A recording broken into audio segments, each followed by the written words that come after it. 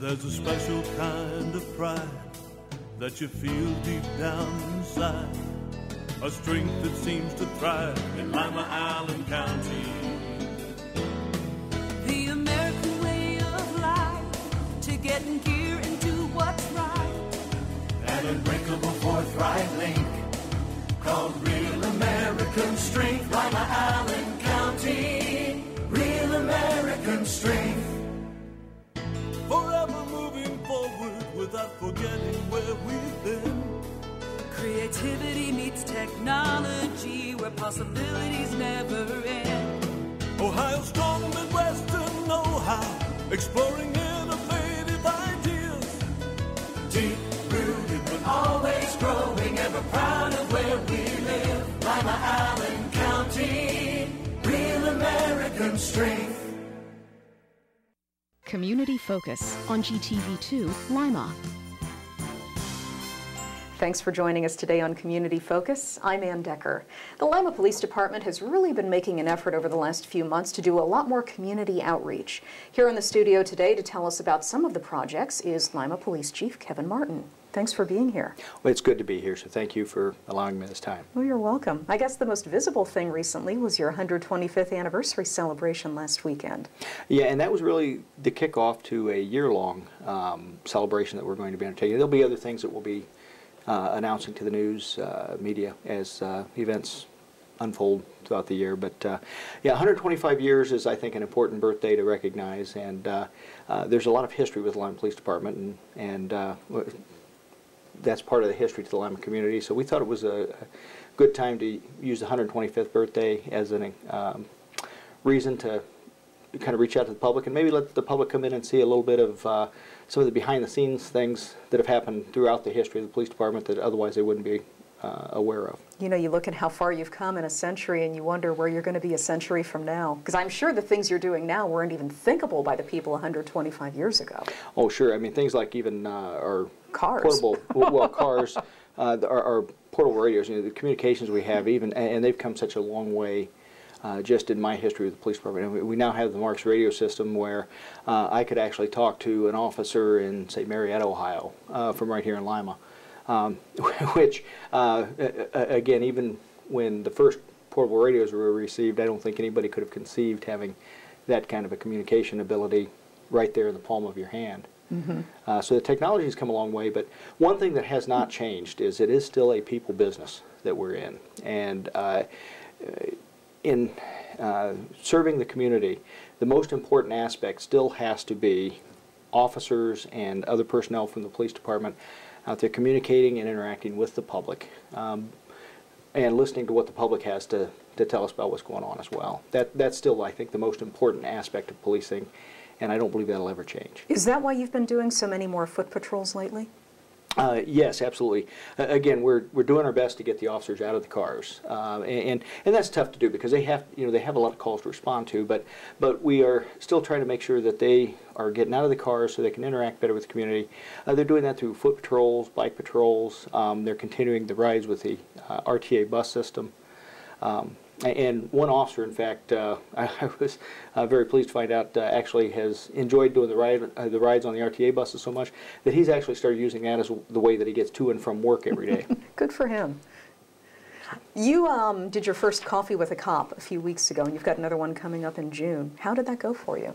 Well, I think the first one went very well. You know, again, it was an opportunity to get out and speak to people within the public that otherwise we may not be able to interact with. And we certainly we got some good crime tips out of it, but we had a chance to interact with people on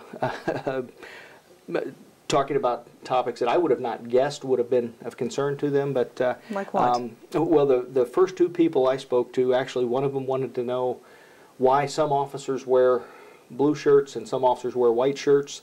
They also want to know why some of our police cars are blue and some are white. And, you want to tell us why? Well, the white shirts actually are designate the administrators at the police department, and the blue shirts are lieutenants and below in rank. But it's also, like I explained to the person that asked that question, I said, if you want to talk to the person that's in charge, you look for a white shirt, but if you want to talk to the people that really know what they're doing, the ones who do you the look work. for the blue shirts.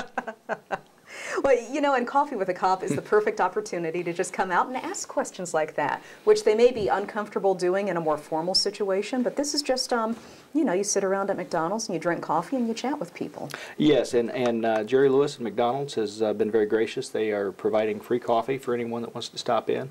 And again, it is designed to be just a relaxed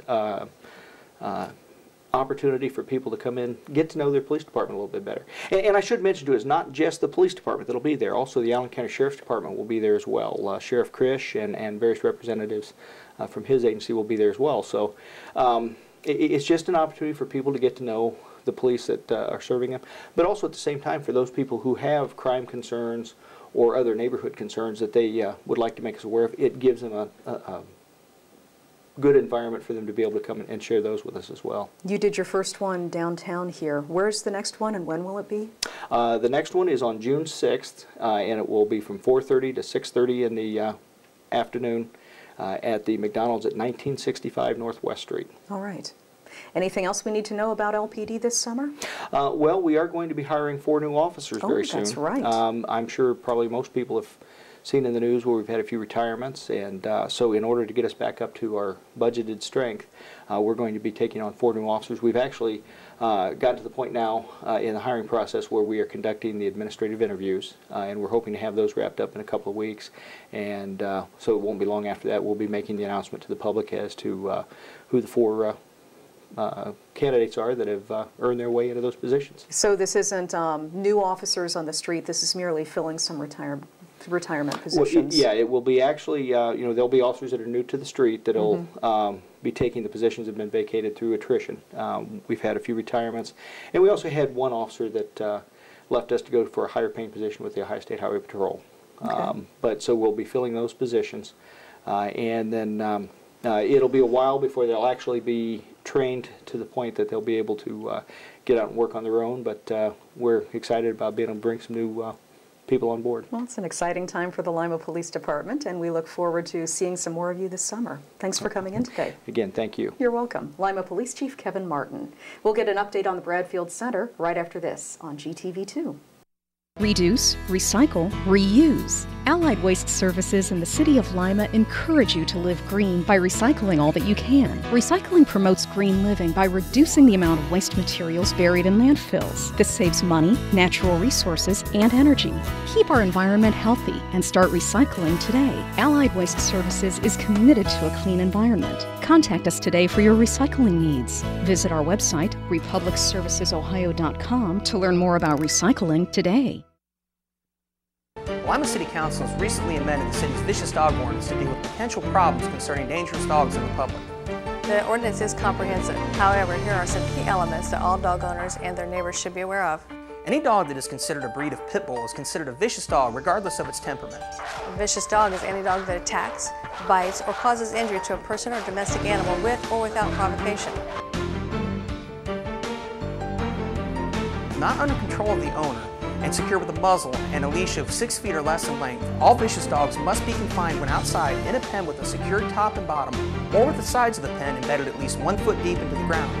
If you're a dog owner and have concerns about any dogs in your neighborhood, visit limapolicedepartment.com to find out more about the city's vicious dog ordinance. The fine for non-compliance is $150 per citation, and ignorance of the law is not a defense. If there's an emergency situation, call local law enforcement for immediate assistance. Come and discover Art Space Lima right here in downtown Lima. We're a world-class art gallery featuring works by local, regional, and national artists throughout the year. Beautiful works of art of all kinds, traditional and contemporary paintings, photographs, ceramics, and sculpture.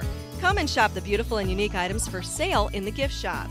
We offer workshops taught by award-winning instructors so you and your kids can explore your creative side. Come and see what you've been missing. Discover Art Space Lima today.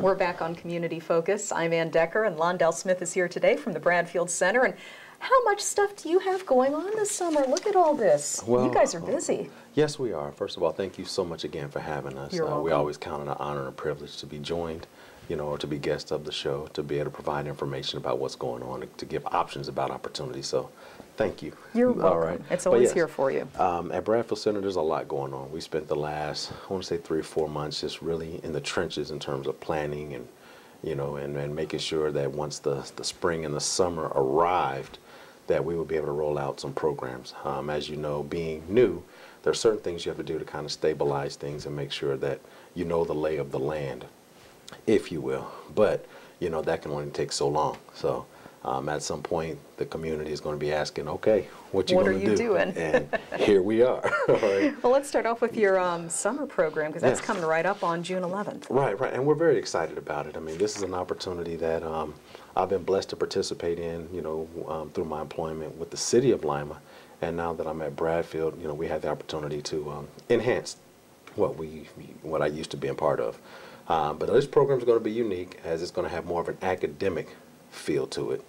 For example, in the mornings, will be dedicated to academics in terms of math, reading, science, personal development. You think kids are going to do that on summer vacation? Absolutely, because again, the difference is it's not going to be classroom-based. It's going to be all experiential, hands-on. So we're going to show you how math is relevant in everyday life. We're going to show you how reading is relevant in everyday life. You know, it's been our experience and through our research that, you know, talking with principals and teachers, and one of the major concerns during the summer break is that, you know, over that, you know, 8 to 10 week period, if students are not engaged academically, then when they return to school in the fall, then teachers are either having to play catch up or review all over again, starting from square one, and it kind of puts them at a disadvantage. So instead of us pointing fingers and placing blame and things of that nature, we believe that we have a responsibility. Okay, so we are taking that responsibility seriously. So when kids come and be a part of the programs that we're offering, we want them to know that, yes, it's okay to have fun. We want you to have fun. We want you to play, you know, and get engaged in all those fun activities. But without your academic foundation, the amount of fun that you're going to have long term is going to be extremely limited. So the mornings will consist of academics, but then in the afternoons is when we'll have, you know, different guest speakers. We'll have various programs, field trips, you know, and the whole nine. So it's going to be awesome. Now, this program is going to run Monday through Friday from 8 a.m. to 5 p.m. With which lunch is provided? also, you know, oh, breakfast, lunch, and a snack. Good deal. Can I come? Yeah, absolutely. Come and hang out with us, all right? But no, really, we believe that this is also unique because there's not too many programs out there that are going to give parents the option to drop them off on the way to work and then pick them up once they get off of work. So we're excited to be able to extend the hours to make it more parent-friendly, user-friendly. So we're excited about it. Now, the cost is $25 a week, which really turns out to be roughly $5 a day, you know, which is still... For 2 meals and babysitting all day? Well, we call it babysitting, but we call it child engagement, all right? But yeah, $25, you know, a week, and but we only have 40 slots. So they need to be signing up right now. So you need to be signing up right now. And this is for anybody? This is open to anyone. What age? Between the ages of 6 and 12, or 5 and 12, as long as you have left kindergarten. Okay. You know, if you're on your way to first grade, then, you know, then come on and we'll take you up to 12. So we're excited about it. But again, 40 slots. We've already heard a tremendous response. We went public with it last week, and the response has been great. But we want to make sure that we know there's some people out there that perhaps didn't hear.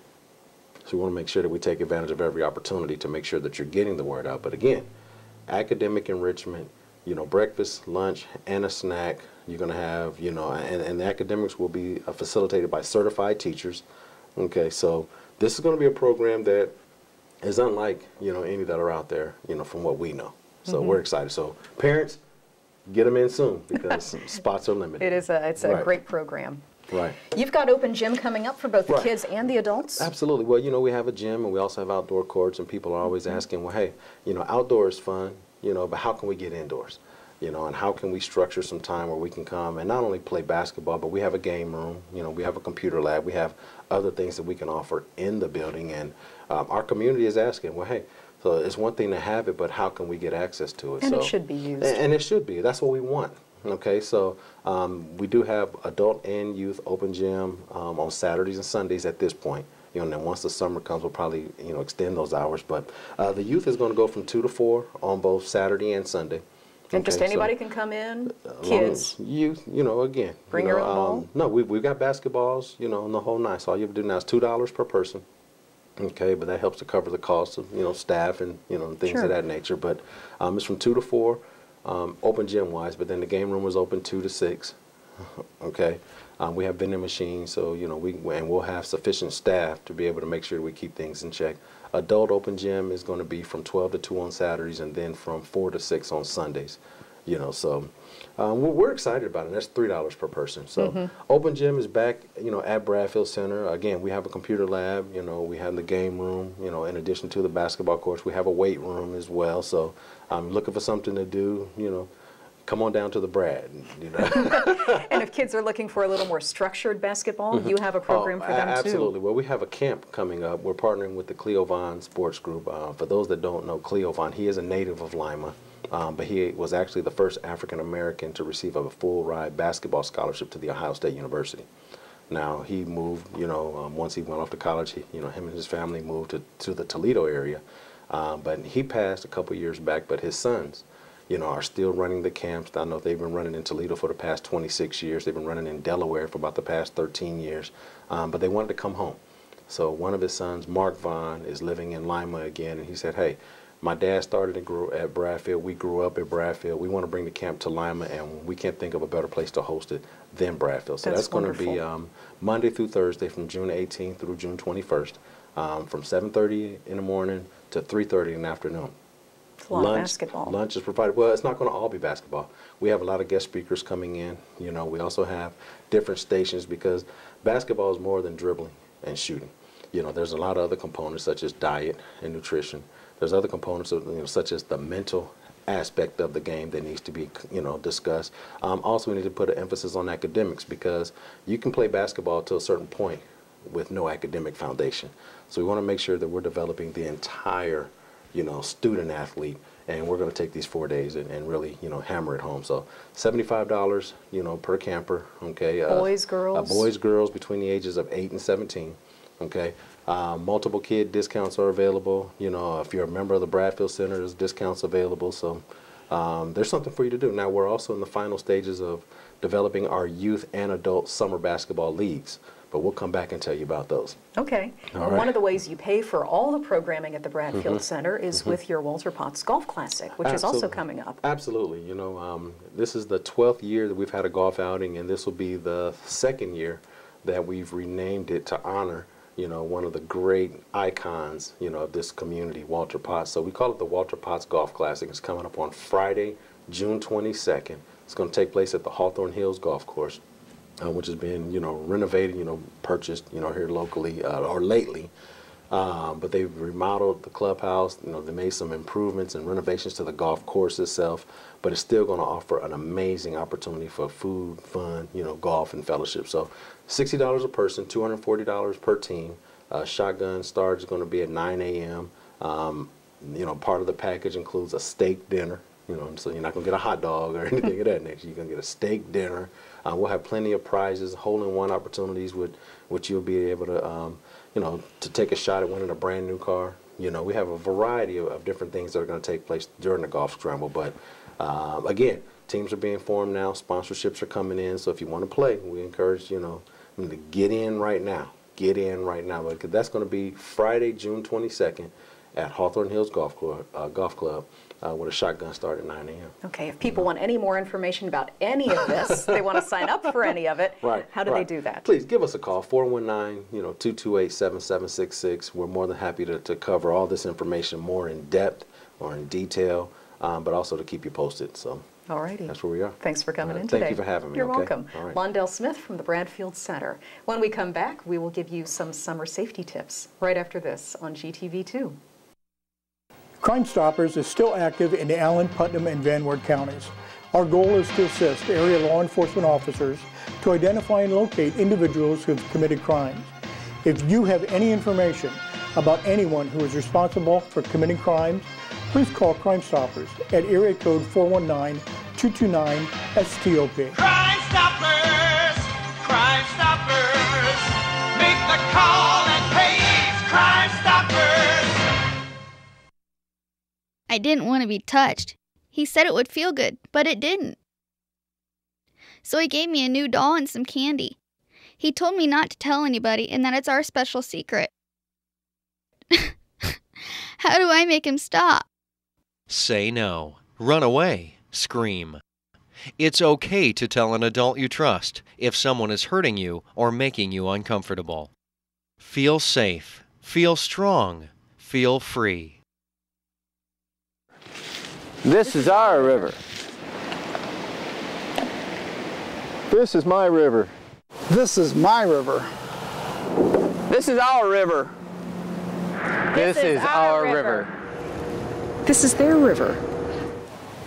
This is my river. This is our river. This is your river. It's closer than you think. What are you doing to protect it? We're back on Community Focus. I'm Anne Decker. As we approach the summer, a lot of people are leaving the windows open, the garage doors open, and we're just leaving our houses to go on vacation. Here in the studio to talk about some summer safety tips are Cassandra Barrows and Sergeant Leary from the Lima Police Department. Thanks for being here. Thank you for having us today. Let's start with when we go on vacation. How do we secure our houses so we reduce the risk of being broken into? Well, a few things that we're going to want to do is let a trusted neighbor know that we're leaving on vacation so that they can watch our property for us. We're going to want to stop our mail from being delivered at the house, because a lot of times someone will see the mail start to pile up and think that you're not home, and that might trigger them to think that they have the opportunity to get into your home. Another thing that we can do is secure our garage doors. A lot of times, you know, when we go out of town, we're gone for a week, maybe 2 weeks at a time. We want that garage door to be as secure as possible. With the recent events and the articles in the newspaper about the releases being pulled and the garage doors being opened, we wanted to find some safety devices and techniques for the community. Now, this is a lock that's available at most of the hardware stores, Menards, Lowe's, that sort of thing. This actually attaches directly to the garage door itself, and it's going to be by the tract. And you would push this lever, and it would go through the tract, preventing then the garage door from being able to be opened. This is a great, inexpensive device that you can use to protect your property. Mm-hmm. You had a pretty handy-dandy picture of something to cover up your window air conditioner unit, too. Absolutely. We found over the last few years that people are pushing in the air conditioners to enter the homes. A lot of times the air conditioners are not secured to the windows, which is optimal, that you would be able to secure that. But unfortunately, with rentals and other things, you're not always able to. This is actually an air conditioner cage. Now, you can contact a fabricator in order to have one of these made, and they're about $100, depending on the size of the unit. A little more expensive than screwing it into the frame of the window. But this will protect you from having the air conditioner then pushed in and someone entering your home. Definitely well worth the cost. In terms of, I mean, it's obvious you lock your house when you leave, doors, windows, everything. What about lights? Do you need security lights on all the time? Typically, we would ask that you would utilize them at night, both on the front and the back, and to rally your neighbors to also turn on their exterior lights. You know, watch out for each other's property, be a good neighbor. A lot of times at night, it's really hot. We want our windows to be open. Maybe we don't have an air conditioner. So I've got a photo here. These are little thumb locks that are on most of the newer double hung windows. And you just would pull these out with your thumbnail, and it prevents the window from being able to be pushed up any higher than the location of the lock. And you usually get about a good 4 to 6 inches of the window up before it stops with this lock. Nice. So those are great, and like I said, they're on most of our newer windows. Most people don't even know what they are. They just look like a little flat white piece. Mm-hmm. Just pull that out with your thumbnail, and that will prevent the window from being pushed up any higher. You know, a lot of times when we go on vacation, we are all on the social networks. We want everyone to know where we're going. We're sending our pictures back immediately. Absolutely, immediately. And what we would like to see, though, is that you refrain from telling people that you're going on vacation and share those things then when you get back. Because a lot of times, even though your site might be secure, maybe your friend's site is not secure, meaning that maybe they have the opportunity to look and see what's going on your page. So I would just discourage, don't put it on Facebook, don't Twitter about it. And also, on the same lines of the Facebook and the Twitter, you know, when we go on there and say that we've bought all these great new products, we're pretty much advertising what we have in our homes, and we don't want to do that. Well, you know, even if you put the boxes out for the trash, all of a sudden everybody knows you just got a brand new TV or stereo. That's absolutely correct. People still have a tendency to put those out, and we just recommend that you would tear up those boxes, put them in a bag, get them into the garbage can itself. Also, you know, you don't want to go advertising that you have weapons. I hear a lot of talk about, oh, I've got this great gun, or I've got this great taser. Telling people you have those items puts you at risk to have them taken from you. So we would discourage you from putting that information out. Now, when we're on vacation, we want to definitely have our neighbor watching our house. If you don't have block watch in your area right now, we'd be happy to teach the block watch techniques. Just give us a call, and we'll set up an appointment with you. Well, speaking of giving you a call, if we are going on vacation, can we call LPD for extra patrols or watching out around the house? You can always call in and let us know that you're gone, and they'll read it out in roll call for the guys to give it some extra patrol while they're out and about. I would also suggest on what Cassie said is that your newspapers also, make sure somebody's picking those up. That's a dead giveaway that you're gone. Yeah. And your security lights, motion censored lights are great, and timers. Yes. To make sure that they get on at night, set them to come on at night. The motion sensors are great. More of a scare tactic, I think, when those lights pop on to get them away from the property, because a lot of people know that you just leave them on all night long, and so that's just kind of a surprise for them. Okay, good advice. One of the other things we deal with in the summertime is the kids want to be out later, and I know the curfew times get pushed back a little bit in the summer, but what are the regulations for the curfews? Well, school gets out this year, May 25th. Yeah, it's coming right up. Yes, so the children may think that summer hours are here. Unfortunately, that does not happen until June 1st. And starting June 1st for under 13, Sunday through Saturday will be 9 p.m. June 1st. Currently, though, it's only until 7, so that's important to know. 13 through 15 years old. Right now, it's 8 o'clock, Sunday through Thursday. Friday and Saturday, it's 10 o'clock. That will move to 10 p.m. Sunday through Saturday as of June 1st. But remember, there's about a week in there between when school gets out and when the summer hours start.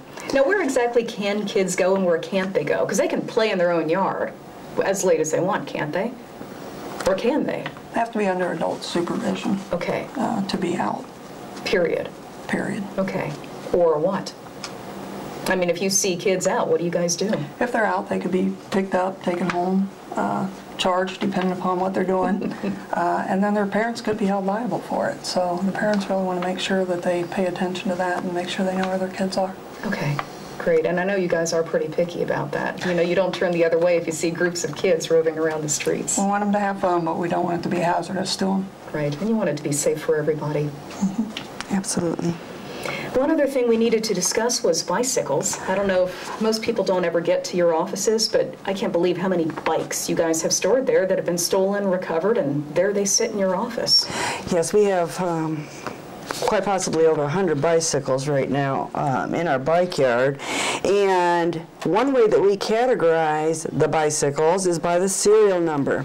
So I've brought this today to show some of the different locations where your serial number could possibly be on your bicycle. Now you can go online and look up serial numbers, and it goes by the type of bike. So if it's a Schwinn or a Next or what have you, they'll show you where typically the serial numbers are. And we ask that you would record those. Taking a picture of the bicycle is great as well. That way, if your bike is lost or stolen, or you accidentally left it in somebody's yard, because I know how, you know, we get really excited about doing something, we might leave the bicycle and go ahead and go to the next person's house because we want to play video games.